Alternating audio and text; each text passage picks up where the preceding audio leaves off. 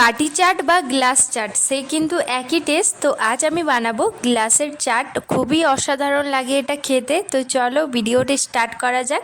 Hello guys, কেমন আছেন সবাই? আশা করি সবাই ভীষণ ভালো আছেন। কলি ফুড কিচেনে সবাইকে স্বাগত জানাচ্ছি। তো আজকে একটা ইউনিক রেসিপি নিয়ে চলে এসেছি, সেটার নাম হচ্ছে গ্লাস চাট।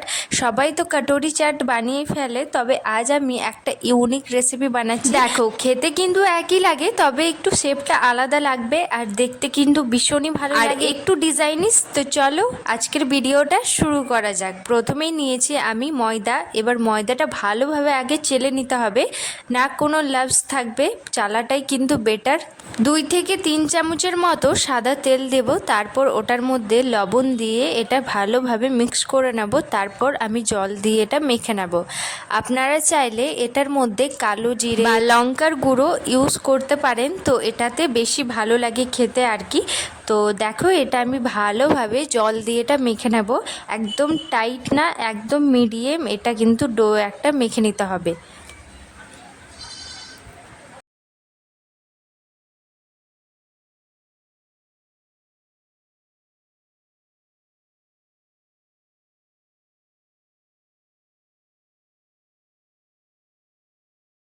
আটাটা আমার মাখা হয়ে গেছে, হালকা তেল লাগিয়ে এটা আমি বুলিয়ে নেব। আগে আমি গ্লাসটা বানানোর সিস্টেমটা দেখাবো যে কেমনভাবে গ্লাসের থেকে কোটিংটা করা যায়, আর খুবই ইজি। তার জন্য এইভাবে আমার লেচি কেটে নিতে হবে। গ্লাসের যেই মাপে আপনারা করবেন সেই মাপে কিন্তু আটাটা একটু লেচিটা বেশি বেশি করে কেটে নেবেন। তো আমার গ্লাসটা একটু হাফ ছোট, সেই জন্য কিন্তু আমি এই রকম লেচি কেটে নিয়েছি। এবার এটা আমি তেল লাগিয়ে লাগিয়ে এটা বেলে নেব। আপনারা চাইলে এটার মধ্যে ময়দা লাগিয়েও বেলে নিতে পারো, তবে ময়দাটা একটু তেল লাগাতে হবে, ওই আর কি। তো এইভাবে সবগুলো আমি বেলে নেব। এই গ্লাস চাটের কিন্তু সিস্টেমটা অনেক রকম আছে, তবে আমি যেইভাবে সিস্টেমটা দেখাবো সেটা কিন্তু খুবই ইজি আর খুব সহজেই কিন্তু ছেড়ে আসে। আমার তো এটা ভীষণই ভালো লাগে এই জিনিসটা করতে, কারণ এটা খুব সহজেই কিন্তু হয়ে যায়। তো অবশ্যই এটা আপনারা লক্ষ্য করবেন। খুব এইভাবে গোল মতো বেলে নিয়েছি, তারপর ওটার মধ্যে যেইভাবে পিৎজাতে আমরা এইভাবে ছুরির সাহায্যে ফুটো ফুটো করে দিই, তাছাড়া ফুলবে না, সেই জন্য কিন্তু এইভাবে আমি এটাতেও করে নেব, যাতে আমার এই গ্লাস চাটটা ফুলে না যায়, সেই মতো কিন্তু এটা আমি করে নিয়েছি। এবার নিয়েছি একটা গ্লাস, হাফ সাইজের গ্লাস নিয়েছি, ছোট সাইজের।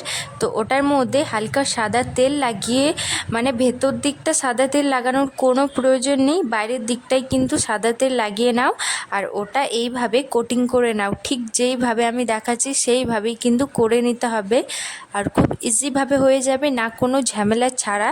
হ্যাঁ, তবে বলে দিই, গ্লাসের মধ্যে একটু তেলটা ভালোভাবে লাগাতে হবে, যাতে এটা কিন্তু খুব সহজেই কিন্তু ছেড়ে আসে, সেই জন্য একটু তেলটা বেশি করে লাগাতে হবে।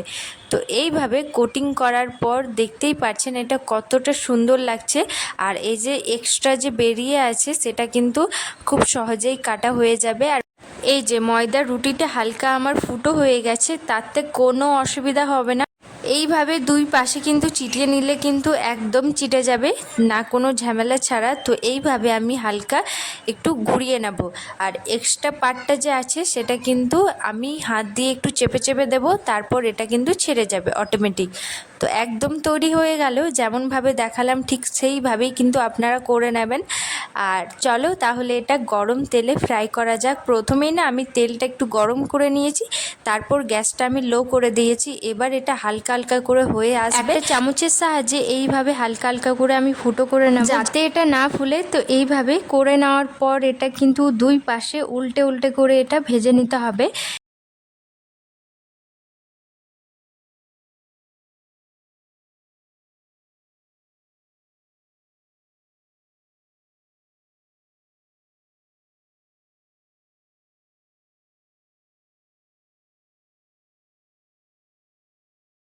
নড়বড় তো এইভাবে ঘুরিয়ে ঘুরিয়ে নিলেই কিন্তু আমাদের খুব ইজিভাবে এটা ছেড়ে আসবে। একটা সাঁড়াশির মাধ্যমে এটা আমি ছাড়িয়ে নেব। এই গ্লাসটা তো অনেক গরম থাকে, তো এইভাবে ধরে এটা আমি একটু এইভাবে ক্রাশ করে নেব, তারপর এটা ছেড়ে চলে আসবে। এই যে কি সুন্দর হয়ে গেল না, একদম কটরি চাট যেমন হয় ঠিক সেইভাবেই কিন্তু গ্লাস চাট একদম তৈরি হয়ে গেল। তো কেমন লাগলো আমার এই গ্লাস চাটের এই ভিডিওটা এতক্ষণ ধরে, তো অবশ্যই কিন্তু লাইক কমেন্ট শেয়ার করবেন। আর যদি এই ভিডিওটা ভালো লেগে থাকে অবশ্যই লাইক করবেন। এইভাবেই কিন্তু আমি সবগুলো বানিয়ে নেব, আর একসাথে দুটো তিনটেও কিন্তু ভেজে নিতে পারো, তাতে কোনো অসুবিধা হবে না। তো আমি একসাথে দুটো ভেজে নেব, আর এইভাবেই কিন্তু ছটপট করে নেব।